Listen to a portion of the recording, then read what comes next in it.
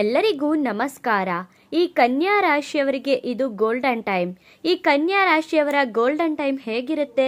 ಈ ಕನ್ಯಾ ರಾಶಿಯವರು ತುಂಬಾನೇ ಸ್ವಾಭಿಮಾನಿಗಳು, ತುಂಬಾನೇ ಸುಂದರವಾಗಿ ಇರುವಂತಹ ವ್ಯಕ್ತಿಗಳು.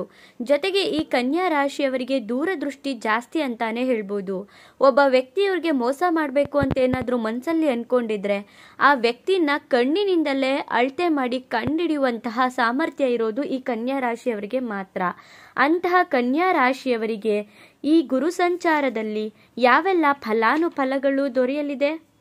ಅಕ್ಟೋಬರ್ 19ರಂದು ಗುರುಗ್ರಹ ಮಿಥುನ ರಾಶಿಯಿಂದ ಕಟಕ ರಾಶಿಗೆ ಪ್ರವೇಶ ಮಾಡ್ತಿದ್ದಾರೆ. ಹಾಗಾಗಿ ನವೆಂಬರ್ 11ರಿಂದ ಡಿಸೆಂಬರ್ 5ನ ತನಕ ಕಟಕ ರಾಶಿಯಿಂದ ಮಿಥುನ ರಾಶಿಗೆ ಹಿಮ್ಮುಖವಾಗಿ ಸಂಚಾರ ಮಾಡ್ತಾರೆ.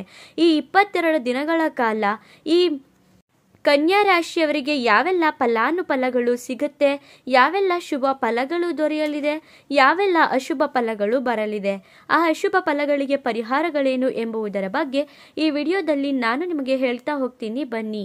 ಅದಕ್ಕೂ ಮುನ್ನ ನೀವೇನಾದರೂ ಕನ್ಯಾ ರಾಶಿಯವರಾಗಿದ್ದರೆ, ದೇವರು ಮತ್ತು ಜ್ಯೋತಿಷ್ಯ ಶಾಸ್ತ್ರವನ್ನು ನಂಬುವುದಾದರೆ ಈ ವಿಡಿಯೋಗೆ ಈಗಲೇ ಒಂದು ಲೈಕ್ ಕೊಡಿ ಮತ್ತು ತಪ್ಪದೇ ನಮ್ಮ ATV ಕರ್ನಾಟಕ ಯೂಟ್ಯೂಬ್ ಚಾನಲ್ ಅನ್ನು ಸಬ್ಸ್ಕ್ರೈಬ್ ಮಾಡ್ಕೊಳ್ಳಿ.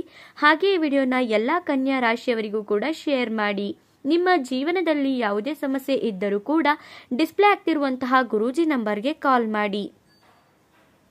ಈ ಕನ್ಯಾ ರಾಶಿಯವರಿಗೆ ಇದು ಗೋಲ್ಡನ್ ಟೈಮ್ ಅಂತ ಕೇಳಿದ್ರೆ, ಗುರು ಸಂಚಾರದಿಂದ ಈ ಕನ್ಯಾ ರಾಶಿಯವರಿಗೆ ಏನೆಲ್ಲ ಬದಲಾವಣೆಗಳಾಗುತ್ತೆ ಅಂತ ನೋಡೋದಾದ್ರೆ, ಗುರು ಸಂಚಾರದಿಂದ ಕನ್ಯಾ ರಾಶಿಯವರಿಗೆ ಉತ್ತಮವಾದ ಫಲಗಳಿದೆ.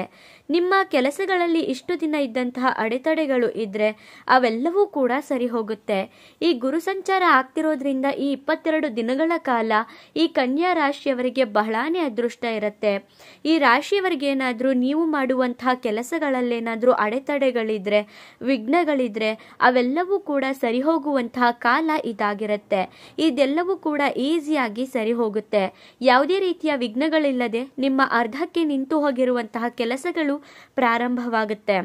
ವ್ಯಾಪಾರ ವ್ಯವಹಾರಗಳಲ್ಲಿ ನೀವು ನಿರೀಕ್ಷೆ ಮಾಡಿದಕ್ಕಿಂತ ಹೆಚ್ಚಿನ ಫಲನ ಪಡ್ಕೋಬಹುದು.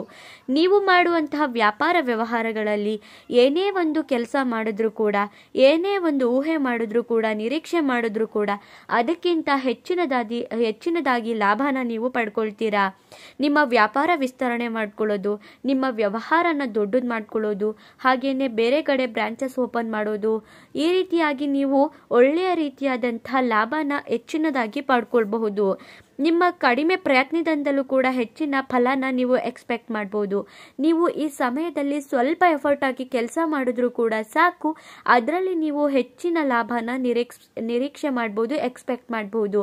ಅತಿಯಾದಂತಹ ಲಾಭ ಅನ್ನೋದನ್ನು ಕೂಡ ನೀವು ಪಡ್ಕೊಳ್ತೀರಾ. ಜೊತೆಗೆ ನಿಮ್ಮ ಕಡಿಮೆ ಪ್ರಯತ್ನದಿಂದ ಫಲ ಸಿಗೋದ್ರಿಂದ ಆರ್ಥಿಕವಾಗಿಯೂ ಕೂಡ ಸದೃಢವಾಗಿರ್ತೀರಾ. ಜೊತೆಗೆ ತುಂಬಾನೇ ಲವಲವಿಕೆಯಿಂದ ಸಂತೋಷವಾಗಿ ನಿಮ್ಮ ಜೀವನನ ಸಾಗಿಸ್ತೀರಾ. ನೀವು ಯಾವುದೇ ಕೆಲಸಕ್ಕೆ ಕೈ ಹಾಕಿದ್ರೂ ಕೂಡ ಆ ಕೆಲಸದಲ್ಲಿ ಸಕ್ಸಸ್ ಅನ್ನೋದನ್ನ ಕಂಡೇ ಕಾಣ್ತೀರಾ. ನೀವು ಏನೇ ಒಂದು ಕೆಲಸ ಮಾಡಿದ್ರೂ ಕೂಡ, ಏನೇ ಒಂದು ಕೆಲಸಕ್ಕೆ ಕೈ ಹಾಕಿದ್ರೂ ಕೂಡ ಆ ಕೆಲಸಗಳಲ್ಲಿ ಸಕ್ಸಸ್ ಅನ್ನೋದನ್ನ ಕಾಣ್ತೀರಾ. ಹಾಗೇನೆ ಸಕ್ಸಸ್ ಅನ್ನೋದು ನಿಮ್ಮ ಕೆಲಸದಲ್ಲಿ, ವೃತ್ತಿಯಲ್ಲಿ ಬರೋದ್ರಿಂದ ನಿಮ್ಮ ಜೀವನದಲ್ಲೂ ಕೂಡ ಸಾಕಷ್ಟು ರೀತಿಯಾದಂತಹ ಏಳಿಗೆ ಅನ್ನೋದನ್ನು ಕೂಡ ಕಾಣ್ತೀರಾ. ಇನ್ನು ನಿಮ್ಮ ಉದ್ಯೋಗದಲ್ಲಿ ಬಡ್ತಿ ಅನ್ನೋದು ಸಿಗುತ್ತೆ. ನೀವೇನಾದರೂ ಒಳ್ಳೆ ಸ್ಯಾಲ್ರಿನ ಎಕ್ಸ್ಪೆಕ್ಟ್ ಮಾಡ್ತಿದ್ರೆ ಸಡನ್ ಆಗಿ ನಿಮಗೆ ಸ್ಯಾಲ್ರಿ ಇನ್ಕ್ರಿಮೆಂಟ್ ಅನ್ನೋದು ಆಗುತ್ತೆ. ಸ್ಯಾಲ್ರಿ ಹೆಚ್ಚಾಗೋದ್ರಿಂದ ಆರ್ಥಿಕವಾಗಿ ಕೂಡ ಸದೃಢವಾಗಿರ್ತೀರಾ. ಹಣಕಾಸಿಗೆ ಯಾವುದೇ ರೀತಿಯಾದಂತಹ ಕೊರತೆ ಬರಲ್ಲ. ನೀವು ಈ ಸಮಯದಲ್ಲಿ ಯಾವುದಾದ್ರೂ ಹೊಸ ಬಿಸ್ನೆಸ್ನ ಮಾಡಬೇಕು ಅಂತ ಏನಾದರೂ ಅನ್ಕೋತಿದ್ರೆ ನೀವು ಅದಕ್ಕೆ ಮುಂದೆ ಹಾಕಲೇಬೇಡಿ.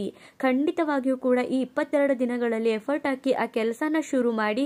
ನಿಮ್ಮ ಜೀವನದಲ್ಲಿ ನೀವು ಭಾರೀ ಯಶಸ್ಸು, ಲಾಭನ ನೀವು ಕಂಡ್ಕೊಳ್ತೀರಾ. ಈ ಸಮಯನ ನೀವು ಸರಿಯಾಗಿ ಉಪಯೋಗಿಸಿಕೊಂಡ್ರೆ ಬಹಳ ಅಂದರೆ ಬಹಳನೇ ಒಳ್ಳೆಯದಾಗತ್ತೆ. ಈ ಸಮಯನ ನೀವು ಕರೆಕ್ಟಾಗಿ ಯುಟಿಲೈಸ್ ಮಾಡ್ಕೊಳ್ಳಿ. ಎಲ್ಲವೂ ಕೂಡ ಆಗೋಗುತ್ತೆ. ಎಲ್ಲವೂ ಕೂಡ ಅದೃಷ್ಟದಿಂದಲೇ ನಿಮ್ಮ ಜೊತೆ ಇರುತ್ತೆ. ಗುರು ಹೇಳ್ತಿದ್ದಾರೆ, ನಾನು ನಿನ್ನ ಜೊತೆ ಇದ್ದೀನಿ, ಈ ಸಮಯದಲ್ಲಿ ನೀನು ಏನಾದರೂ ಮಾಡು, ನಿಂಗೆ ಒಳಿತು ಮಾಡ್ತೀನಿ ಅಂತ. ಹಾಗಾಗಿ ಈ ಸಮಯನ ಕರೆಕ್ಟಾಗಿ ಯುಟಿಲೈಸ್ ಮಾಡ್ಕೊಳ್ಳಿ. ಇನ್ನು ಈ ಕನ್ಯಾ ರಾಶಿಯ ವಿದ್ಯಾರ್ಥಿಗಳಿಗೂ ಕೂಡ ಇದು ಉತ್ತಮವಾದಂತಹ ಸಮಯ ಅಂತಾನೆ ಹೇಳ್ಬೋದು. ಯಾರ್ಯಾರು ಕನ್ಯಾ ರಾಶಿಯವರಾಗಿದ್ದೀರೋ, ಕನ್ಯಾ ರಾಶಿಯ ವಿದ್ಯಾರ್ಥಿಗಳಿದ್ದೀರೋ ಅವರಿಗೆ ಇದು ಉತ್ತಮವಾದಂತಹ ಸಮಯ. ನೀವೇನಾದರೂ ಕಾಂಪಿಟೇಟಿವ್ ಎಕ್ಸಾಮ್ ಬರಿಬೇಕು ಅಂತ ಇದ್ರೂ ಕೂಡ ಸಕ್ಸಸ್ ಅನ್ನೋದು ಆಗುತ್ತೆ. ಇನ್ನು ನೀವೇನಾದ್ರೂ ವಿದ್ಯಾಭ್ಯಾಸದಲ್ಲಿ ಉತ್ತಮ ಪ್ರಗತಿ ಕಾಣಬೇಕು ಅಂದರೂ ಕೂಡ ಆಗುತ್ತೆ. ಎಕ್ಸಾಮಲ್ಲಿ ಒಳ್ಳೆ ಅಂಕ ತೆಗೆಯೋದು, ಈ ರೀತಿಯಾಗಿ ವಿದ್ಯಾರ್ಥಿಗಳು ವಿದ್ಯಾಭ್ಯಾಸದಲ್ಲಿ ಹೆಚ್ಚಿನದಾಗಿ ಲಾಭನ ಪಡ್ಕೋಬಹುದು, ಪ್ರಗತಿನೂ ಕೂಡ ಕಾಣಬಹುದು. ಏನಾದರೂ ಹೊಸ ಬಿಸ್ನೆಸ್ ಸ್ಟಾರ್ಟ್ ಮಾಡಬೇಕು ಅಂತ ಅಂದ್ಕೊಂಡಿದ್ರೆ ಈ ಸಮಯದಲ್ಲಿ ನೀವು ಸ್ಟಾರ್ಟ್ ಮಾಡಿ, ಎಲ್ಲವೂ ಕೂಡ ಆಗೋಗುತ್ತೆ.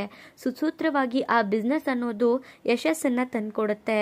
ಹಾಗೆಯೇ ನಿಮ್ಗೆ ಏನಾದರೂ ನಿಂತು ಹೋಗಿರುವಂತಹ ಕೆಲಸಗಳಿದ್ರೆ ಮರುಪ್ರಾರಂಭ ಮಾಡಿ, ಅದರಲ್ಲೂ ಕೂಡ ಲಾಭ ಇರುತ್ತೆ. ಯಾವುದಾದ್ರೂ ಒಂದು ಕೆಲಸಗಳಲ್ಲಿ ನಿಮಗೆ ಲಾಭ ಸಿಗ್ತಿಲ್ಲ ಅಂತ ಅಂದ್ಕೊಂಡು ನೀವೇನಾದರೂ ಆ ಕೆಲಸಗಳನ್ನ ಕೈ ಬಿಟ್ಬಿಟ್ಟಿದ್ರೆ ಆ ಕೆಲಸನ ಶುರು ಮಾಡಿ, ಆಗ ಖಂಡಿತವಾಗಿಯೂ ಆ ಕೆಲಸದಲ್ಲಿ ನಿಮಗೆ ಅತಿಯಾದಂತಹ ಲಾಭ ಇರುತ್ತೆ.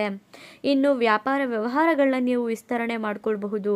ನಿಮ್ಮ ವ್ಯಾಪಾರ ವ್ಯವಹಾರಗಳು ಏನೇನಿದೆಯೋ ಅದನ್ನು ದೊಡ್ಡದಾಗಿ ಬೆಳೆಸ್ತಾ ಹೋಗ್ತೀರಾ.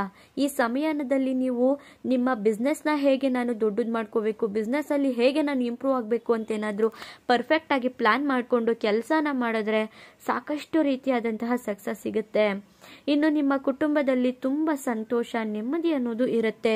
ಕುಟುಂಬದ ವಾತಾವರಣ ಸುಧಾರಣೆ ಕಾಣೋದ್ರಿಂದ, ಕುಟುಂಬದಲ್ಲಿ ಸಂತೋಷ ನೆಮ್ಮದಿಯ ವಾತಾವರಣ ಇರೋದ್ರಿಂದ ನೀವು ಸಾಕಷ್ಟು ರೀತಿಯಾದಂತಹ ಚೇತರಿಕೆ ಮತ್ತು ಲವಲವಿಕೆ, ಸಂತೋಷ, ಟ್ರಿಪ್ಪು ಎಲ್ಲವನ್ನು ಕೂಡ ಮಾಡ್ತೀರಾ. ಹಾಗಾಗಿ ನಮ್ಮ ಕುಟುಂಬದಲ್ಲಿ ಶಾಂತಿ ಹೊಂದಿದ್ರೆ ಸಾಕು, ನಾವು ಕೂಡ ನೆಮ್ಮದಿಯಾಗಿರ್ತೀವಿ. ಟೆನ್ಷನ್ಸು ಇವೆಲ್ಲವೂ ಕೂಡ ಏನೂ ಇರೋದಿಲ್ಲ. ನಿಮ್ಮ ಸಹೋದರ ಸಹೋದರಿಯರಿಂದ ಒಳಿತಾಗತ್ತೆ. ನಿಮ್ಮ ಅಣ್ಣ ತಮ್ಮ ಅಕ್ಕ ತಂಗಿ ಯಾರ್ಯಾರಿದ್ದಾರೋ ಅವರೆಲ್ಲರೂ ಕೂಡ ನಿಮಗೆ ಈ ಸಮಯದಲ್ಲಿ ಸಪೋರ್ಟ್ ಮಾಡ್ತಾರೆ. ಅವರಿಂದ ನೀವು ಸಪೋರ್ಟ್ನ ಎಕ್ಸ್ಪೆಕ್ಟ್ ಮಾಡಬಹುದು. ಇನ್ನು ನಿಮ್ಮ ಆರೋಗ್ಯ ಸಮಸ್ಯೆಯಲ್ಲಿ ಚೇತರಿಕೆ ಕಾಣುತ್ತೆ.